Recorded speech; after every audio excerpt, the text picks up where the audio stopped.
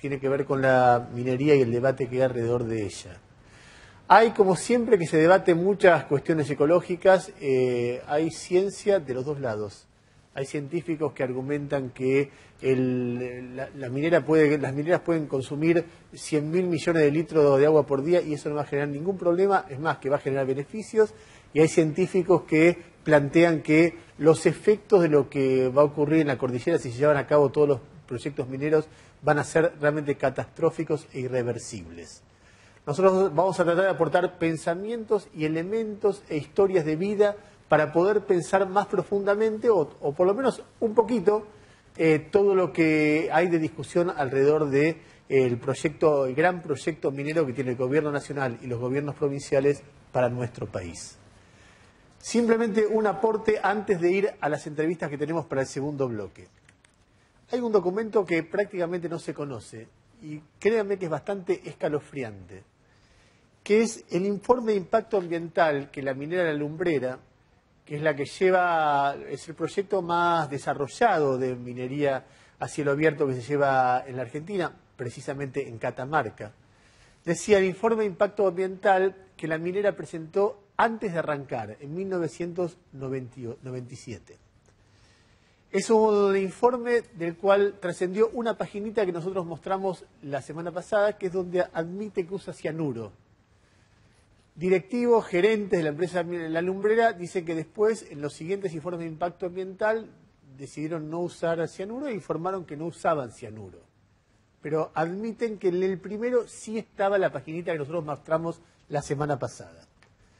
Lo que van a escuchar ahora son otros fragmentos. ¿Qué decía que iba a pasar con el medio ambiente la consultora contratada por Minera La Lumbrera para hacer el informe de impacto ambiental? Fíjense si no hay razones para que la gente que vive en el lugar y más allá del lugar también se sienta mínimamente preocupada. En la página 15, el informe hasta ahora muy poco conocida y algunos ambientalistas, esto está confirmado, yo se lo pregunté al directivo de La Lumbrera y confirman que esto era así. En la página 15 dice: la actividad en el área de infraestructura implica un impacto inevitable, de magnitud considerable sobre la topografía y el relieve del área. La pila de disposición final de las rocas estériles escombrera constituirá un impacto significativo sobre la geoforma local. En la página 17 del informe, la propia minera dice: la calidad del agua superficial y subterránea será modificada en el cañón del río Bis, como muestra el modelo de transporte de potenciales contaminantes. Las fuentes de contaminación consideradas en el modelo fueron el dique de Colas y la pila de roca estéril. En la página 23 se lee: la calidad de agua continuará siendo afectada después del cierre de la mina debido a los drenajes de las colas y de las rocas estériles, considerando una vida útil de la mina de 20 años, pero según los modelos de simulación realizada, el impacto se reducirá significativamente solo 50 años después del comienzo de las operaciones mineras. En la página 19 se puede leer: en las operaciones mineras la producción de polvo es un fenómeno muy común, especialmente en las explotaciones a cielo abierto. El área de infraestructura debajo de La Lumbrera se encuentra ubicada en una zona árida donde el suelo sufre naturalmente la erosión eólica e hídrica. Las actividades en el área de infraestructura han aumentado el potencial erosivo del suelo. Los resultados indicaron que la cantidad de polvo podía superar los estándares admisibles reconocidos en los Estados Unidos.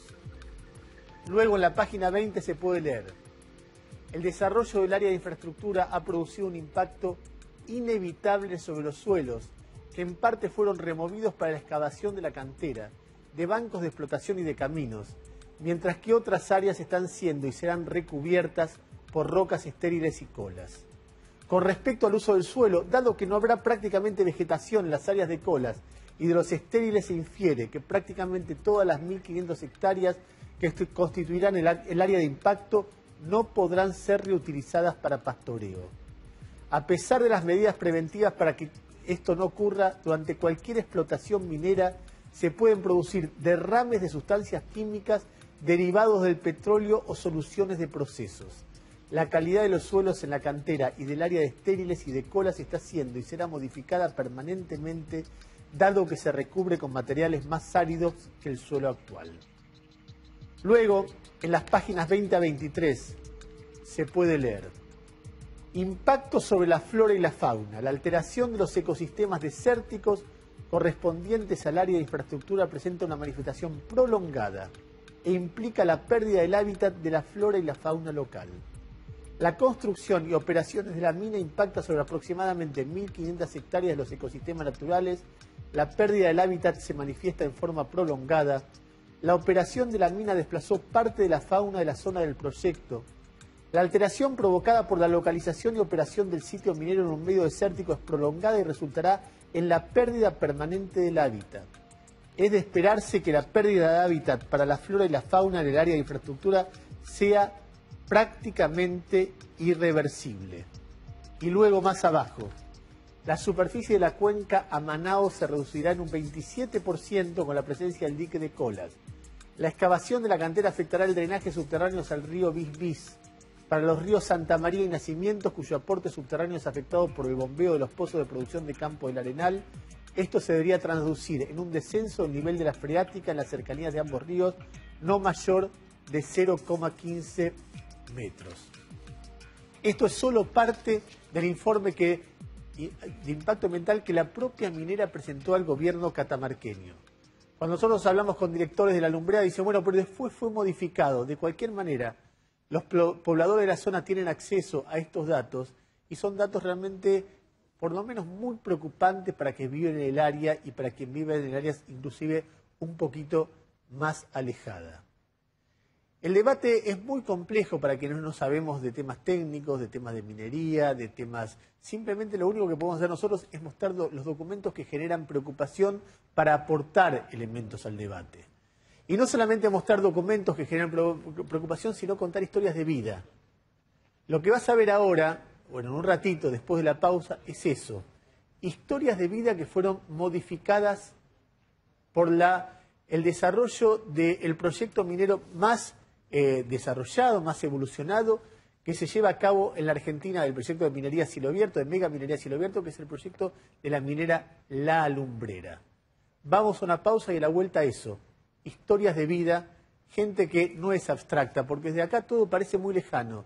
Gente de carne y hueso que vive cerca de los depósitos, de las mineras, de la explotación minera a cielo abierto. Vamos a la pausa y volvemos. Que de palabras más, palabras menos. Les voy a contar con quiénes estamos nosotros ahora. El señor que nos acompaña es Lisandro Costa. Lisandro Costa es director de La Ganga. Antes de que todos los medios nacionales discutiéramos este tema, Lisandro empezó a trabajar en un documental que es muy estremecedor sobre la minería, los proyectos y la resistencia a los proyectos de mega minería que se estaba desarrollando en la Argentina, no desde ahora, sino desde el 2004. Estamos hablando desde hace 8 años. Una historia que empieza en Esquel. El último episodio es Catamarca, pero bueno, va recorriendo año tras año de una manera que lamentablemente, y esto es responsabilidad de todos nosotros, no tuvo la repercusión en los medios nacionales que merecía haber tenido. Estamos también con Graciela Álvarez. Graciela es licenciada en Comunicación Social, docente, y nacida y crecida en Andalgalá, que hizo para mí una de las notas, así como el documental de Lisandro, es muy novedoso para nosotros, los que ignorábamos el tema hasta hace muy poco. Graciela hizo una nota realmente magnífica de 2 paginitas en la revista Noticias que a mí me resultó impactante porque era alguien del lugar, que volvía al lugar varias décadas después y se encontraba con lo que la minería a cielo abierto había llevado a su pueblo, a Andalgalá. A ver, empecemos por Lisandro. Antes de que hablen los dos y cuenten, más vale mostrar la siguiente historia. Es un fragmento del documental que hizo Lisandro. Se llama La Ganga. Este fragmento cuenta la historia de 3 hermanos que pensaban hacer un proyecto para producir agua mineral, estudiaron el agua y dio que era perfecta. Y unos años después estudiaron el mismo agua, el mismo arroyo, el mismo lugar y dio que era no apta para el consumo humano. ¿Qué pasó en la mitad? El documental La Ganga lo cuenta así.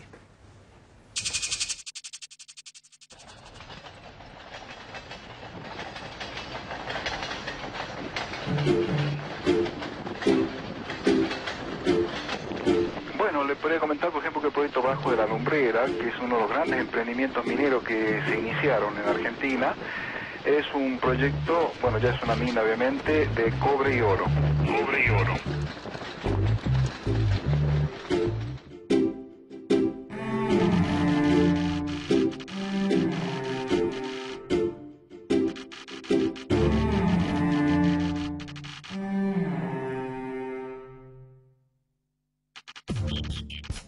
Es un viaducto que va de Catamarca a Tucumán, en donde lleva un porcentaje de agua, precisamente para que se movilice, si no se obstruiría. Cuando llega a Tucumán, tiene que sacarle esa agua y dejarla con un mínimo de humedad para que no se volatilice, digamos, por el viento. No se olviden que esto hay que cargarlo en vagones de trenes, y a su vez eso va a Santa Fe para ser embarcado ahí en el puerto de San Lorenzo. Ese líquido, de hecho, está contaminado porque está en contacto con ese mineral, con ese concentrado. Juan, de chico acá en el arroyo. ¿Te acuerdas? En el río. Nosotros salimos, por ejemplo, a la mañana a veces a ondear, que no es cierto, o a cazar o a pescar. Conocemos bastante lo que es los nacimientos de las vertientes, de los manantiales, que siempre el agua era distinta, la temperatura no cambiaba, el caudal no cambiaba. Así que de ahí nació la inquietud nuestra de hacerle los estudios y por eso bueno, se empezó primero con un estudio donde dio mineralizada, ¿no?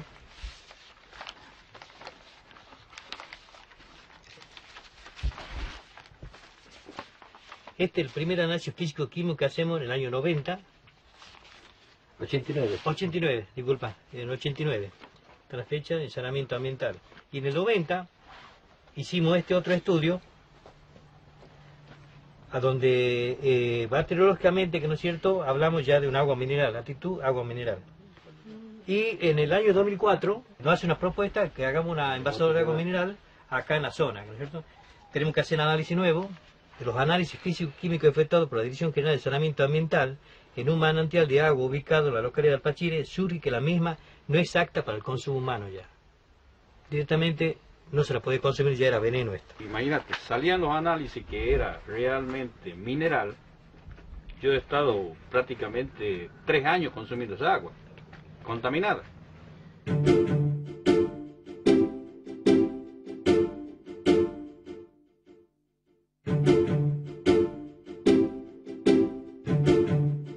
Y nadie nos respondía, por supuesto, por qué estaba contaminada. Entonces entre nosotros hemos empezado una investigación que había cambiado para acá, para arriba. Hubo unos derrames acá en el bolsón de Villalola hacia arriba.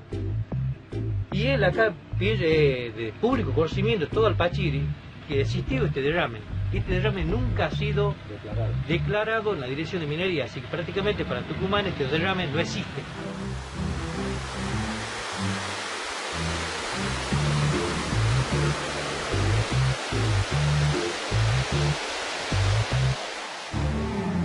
Estamos sobre el dique Villalola.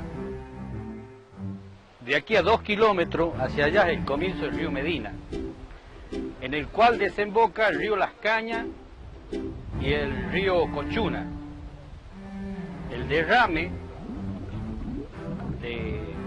de Minera La Lumbrera fue sobre el río Las Cañas 13 kilómetros hacia arriba. El producto que transporta el mineraducto fue derramado sobre el río.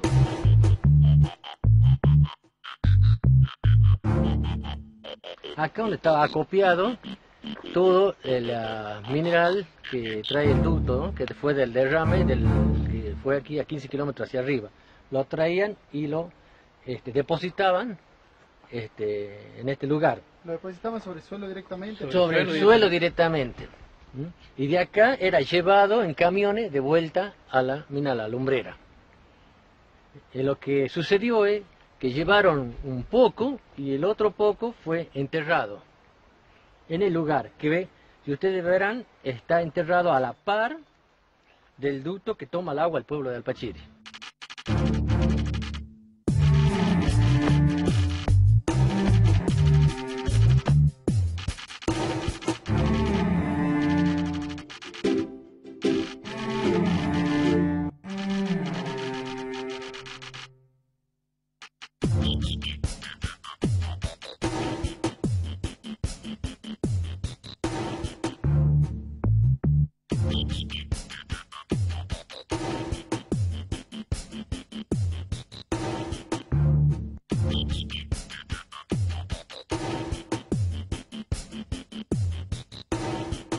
Pasa que uno ya ha quedado con miedo porque ya se rompió varias veces el mineroducto.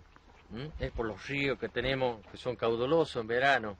Ya no es confiable el mineroducto.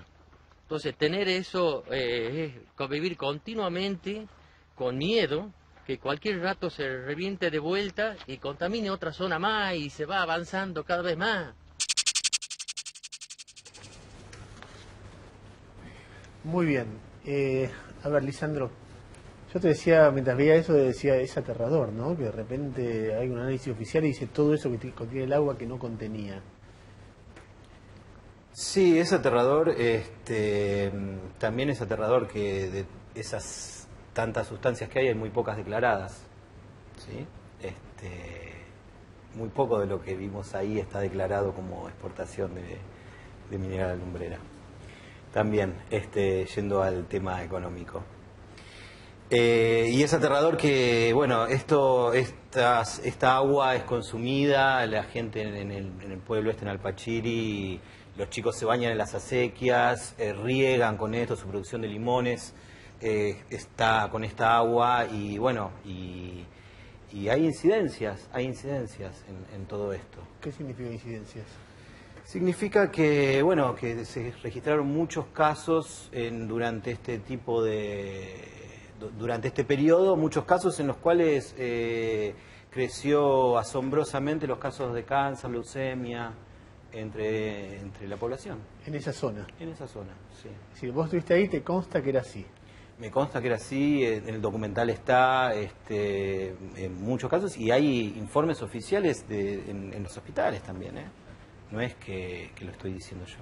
Vos me decías también fuera de aire que hay otra parte del documental que está sobre el final que te parece tanto más impactante que esto. Bueno, el final del documental termina con otra rotura del mineroducto ya más cerca en Andalgalá, más cerca de la mina, donde se ven las bolsas con el producto y tratando de paliar esto viene a presión, esto viene con agua y viene a muchísima presión. Cuando el caño se rompe, sale un chorro de todo esto que se genera una montaña que es muy difícil de frenarlo hasta que no cierran una compuerta y cierran el tramo anterior al mineroducto.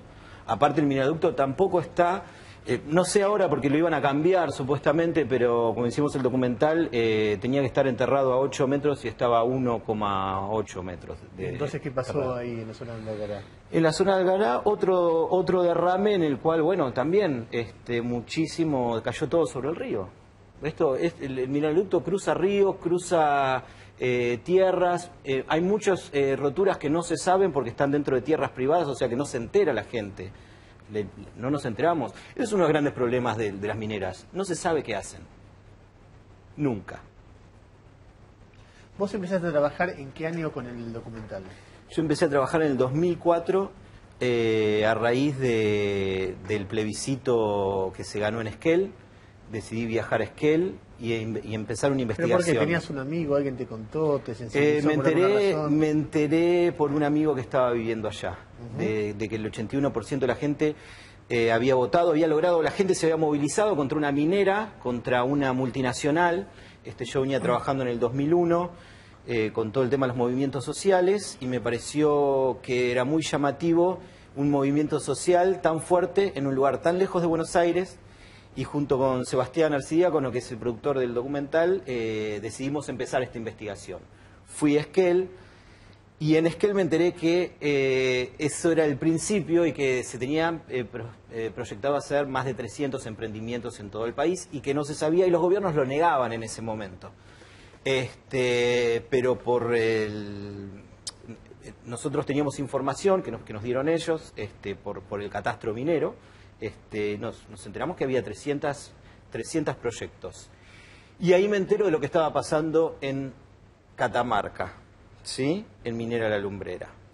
al enterarnos y al investigar un poco más, con Sebastián decidimos que era muy importante hacer un material que sirviera a los grupos, a las asambleas que se estaban juntando, a los vecinos autoconvocados. Todo esto es de manera independiente, sin ningún tipo de bandería política ni nada, ¿no? Estábamos muy preocupados, los dos teníamos hijos muy chiquitos en ese momento, recién nacidos, estábamos muy preocupados por su agua, por el futuro del agua de nuestros hijos.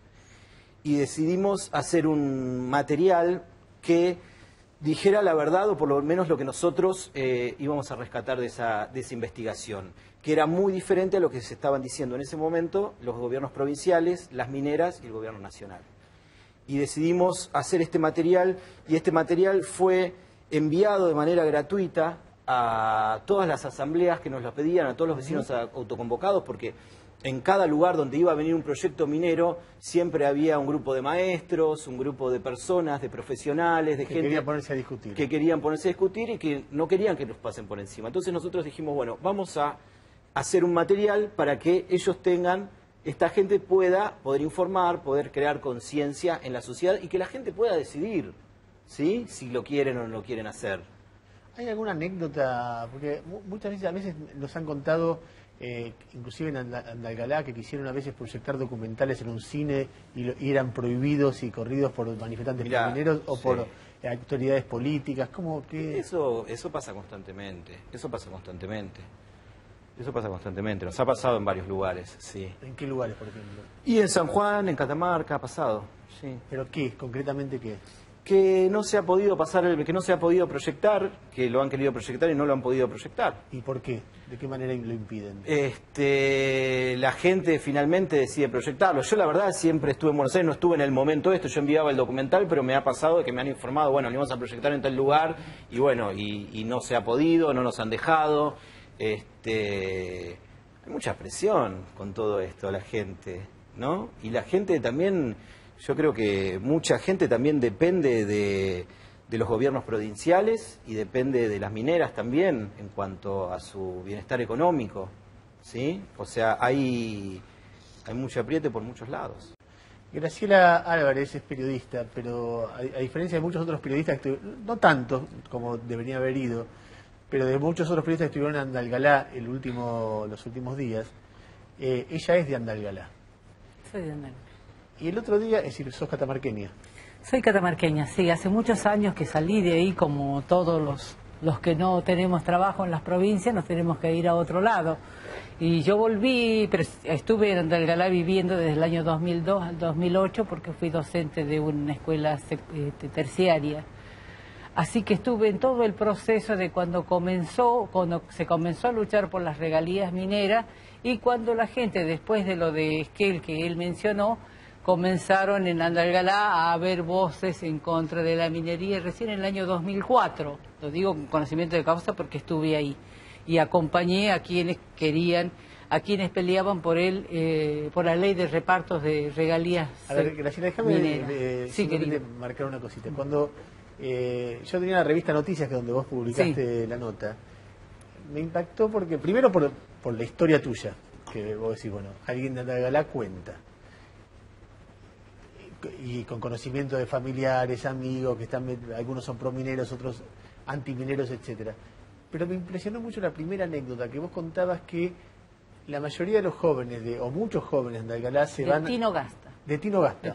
Se van a Caleta Olivia a laburar en el petróleo. Así, pero hace muchísimos años y que hay gente que hizo negocios poniendo colectivos que van directo de Tinogasta a Caleta Olivia, pasando por los pueblos anteriores donde deja a tinogasteños a trabajar ahí en el sur. Y vos arrancabas mostrando eso como una señal de que socialmente toda la zona no mejoró mucho gracias a la... No, en realidad nunca hubo políticas del gobierno de Catamarca para las producciones locales. Tinogasta era una... Cuando yo vivía en Tinogasta yo tenía 17 años y había trabajo para mí, una chica de 17 años.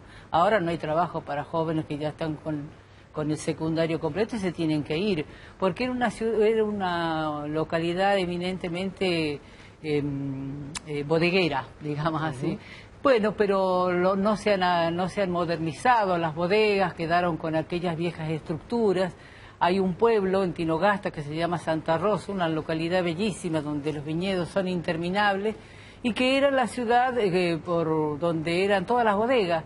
Y yo fui hace poco, volví a Tinogasta después de 44 años y me asombré cómo había retrocedido el pueblo. Ahí no hay minería todavía en Tinogasta, no es el efecto de la minería, y la falta de políticas económicas de los gobiernos para poder fomentar las industrias locales. Ahí me contaban amigos que cosechan, que son viñateros, que le pagan 10 centavos el kilo de uva cuando van a vender. ¿Y con qué va? Y todo el año redondo trabajó ese hombre para que le paguen 10 centavos el kilo de uva. Ahora, los viñateros... Respecto de la minería, socialmente, ¿vos qué ves? Mira, yo viví en Andalgalá, donde está la empresa minera alumbrera, no cerca de ahí, está a 55 kilómetros, pero ahí se llega a través de 260 kilómetros. En Andalgalá ahora tomamos agua de la canilla, se toma agua de la canilla. Y a mí me produce mucha tristeza cuando escucho que dicen que en Andalgalá el agua está contaminada, lo dice un cantor por ahí, que se le ocurrió la frase. Y ahí hay muchos productores locales que tienen nueces, que hacen nueces confitadas, que hacen mermeladas, que hacen dulce de membrillo, hay muchos, hay aceite de oliva, hacen aceite de oliva, y todos esos pequeños productores, ¿qué van a hacer con su producción cuando la gente si le siguen diciendo que el agua está contaminada? No es así. En Andalgalá se toma agua de la canilla. Yo antes de hacer la noticia llamé a los supermercadistas porque nos conocemos todos. Allá hay una sola plaza, un solo banco y un solo boliche. Así que ahí nos vemos todos. Para preguntarles si había un incremento en el consumo de agua mineral. No, porque además el agua mineral es cara. La comprará por ahí alguien que tiene hijos chicos o que está en tratamiento. Pero el común de la gente tomamos agua de la canilla. ¿Andalgalá está para vos mejor o peor comparado con antes de la llegada de la lumbrera? No, la verdad es que los pueblos no se han beneficiado en nada. Muy poco. Por falta de, lo mismo, la política, no hubo política minera, por empezar. Eso que dicen, ¿cómo se llama? Hay la minería es política de Estado. Bueno, no se le dio la pata a la sota. No hay tal minería. No le he visto yo que fuera política de Estado, porque para eso hubieran preparado. Mira, él dio el ejemplo de lo de Esquel, ¿no? Cómo la gente ahí discutió antes, cómo se avisó, cómo se informó y pudieron decidir. Bueno, en los pueblos del norte, también la situación económica y cultural y social de Esquel es diferente. En los pueblos del norte a veces, cuando yo llegué a Andalgalá había una terminal de internet. En un locutorio. Entonces todavía estábamos absolutamente desinformados, vivíamos la vida pueblerina, digamos, Internet también ha cambiado todo, convengamos que lo que antes ustedes ignoraban, ahora en 2 minutos lo pueden saber. Vos decías también en la nota que hay una gran división social. Que hay una gran división social. Era una ciudad, un pueblo pacífico, relativamente armónico, y ahora está partido al medio. Y está partido al medio, lamentablemente, porque uno tiene de uno y otro lado. Yo tengo 4 sobrinos que trabajan en la lumbrera, los hijos de mi hermana. Y tampoco quiero que haya contaminación, ahí viven mis hermanos, ahí voy a ir a morirme yo. Ese es mi pueblo y ahí me quiero ir. Así que no quiero que haya contaminación. Y de hecho mis sobrinos que tienen, ya uno hace 12 años que trabaja, el otro 10, 8, los otros 2 están sanos. Ellos trabajan dentro de la mina. Uno de ellos maneja una de esas enormes maquinarias con las que levantan el mineral y debo decir que goza de muy buena salud. Hay la gente que está a favor, o porque tiene familia que trabaja en minería, porque hizo algún pequeño emprendimiento con el que puede negociar con la minería, que es poco, porque las minerías, la minera, las grandes mineras como esta, requieren una producción especial para ellos, que los pueblos de ahí de alrededor no están capacitados para poder proveerlos. ¿Ves? Tampoco, falta de política, porque ¿qué debían haber hecho antes de hacer la minería? Primero la consulta, ¿no? Avisarle a la gente cuáles son los pros y los contras de un emprendimiento de esa envergadura. Y lo otro era preparar los periodistas. ¿Qué saben de minería? Nada. Ahora, y cuando ¿Qué vos saben decías- los docentes? ¿Qué saben los...? ¿Vos tenés familiares que están en contra también? También tengo familiares que están en contra. ¿Y qué te dicen? Los que están en contra dicen las afirmaciones de todos, que está todo contaminado, bueno... Lo que más a nosotros nos importa, lo que vivimos ahí se está contaminado. Los otros problemas... ¿Y la relación entre unos y otros cómo es? Y se vuelve tirante, sí. Se ha perdido la armonía. Nosotros somos una familia muy grande y cada vez que hacemos un festejo de uno de los hermanos somos 250, 300. Porque nosotros éramos 12 hermanos y con los 12 se proliferaron, así que somos muchos de familia. Y se nota eso en las reuniones familiares. Y es una pena porque ese es nuestro capital. ¿Nosotros qué tenemos? Familia. No somos dueños de las mineras ni nos vamos a quedar con nada de eso. Lisandro, ¿qué ves vos de todo esto?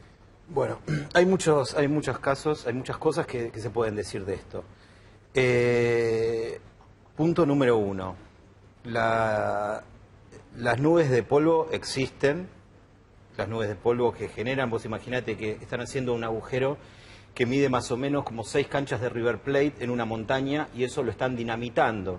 El primer efecto es el efecto de la dinamita, de que los pájaros, toda la fauna desaparezca porque no pueden estar en ese lugar. El segundo efecto es el efecto de las nubes de polvo que se generan con esto. Hay gente con problemas respiratorios, eso yo lo he visto. El tercer efecto es el problema del agua. En cuanto a los ríos que se van secando, en Belén, si vos sos de ahí, sabés que el río, sabés que no está igual que antes en Belén. El río ha disminuido mucho su caudal. Bocán, donde ahora se inundó, donde se llevaron las camionetas, En Belén, el agua. En Belén. Después hay otro tema. La contaminación no es instantánea. El agua va filtrando por las rocas y llega después de un tiempo, ¿sí? Hay un estudio del ingeniero en minas Héctor Nievas que comprueba que hay una filtración en el dique de Colas de Minera La Lumbrera. Por eso existen las plantas de retrobombeo que reenvían de vuelta el mineral a la mina. Estas plantas vuelven a chupar eso que está perdiendo ahí, los vuelven a enviar. El gran problema de la minería es qué va a pasar cuando la minera cierre, se vaya y deje 500 hectáreas contaminadas en un balde, en una pileta, ¿sí? De 500 hectáreas por 3 metros de profundidad. ¿Quién se va a hacer cargo de eso? ¿El Estado Nacional? ¿El Estado Provincial? La minera se va a ir, la minera cierra y se va, y deja hasta las maquinarias, porque ni siquiera se las llevan, las tapan con tierra y se van. ¿Quién se va a hacer cargo de todo esto? Graciela, si querés cerrar, tenemos 30 segundos. No, yo no me animo a hacer todas las afirmaciones que él hace. La verdad es que yo lo único que te puedo decir es que lo que vi, lo que vivo, y no me animo a hacer ni afirmaciones de tipo técnica, científica. La minería es una ciencia y tiene respuestas científicas, como vos decías, de uno y otro lado. Entonces, pero yo no tengo ese conocimiento, tampoco podría hacer aseveraciones de tipo económica. Lo que sí te puedo decir que en mi pueblo hace poco llegaron 11 millones de pesos de las regalías. Nada, me dirás, del primero y el segundo trimestre del año pasado. Pero durante 8 años el gobierno de Catamarca se quedó con las regalías mineras. Esa fue la primera falla, porque los pueblos no se vieron favorecidos con las regalías. ¿Dónde está la plata de la minería? Durante 8 años nadie del gobierno provincial pudo contestar la palabra. ¿Qué se hizo esa plata? No sé. Gracias a los dos por haber venido. Por nada.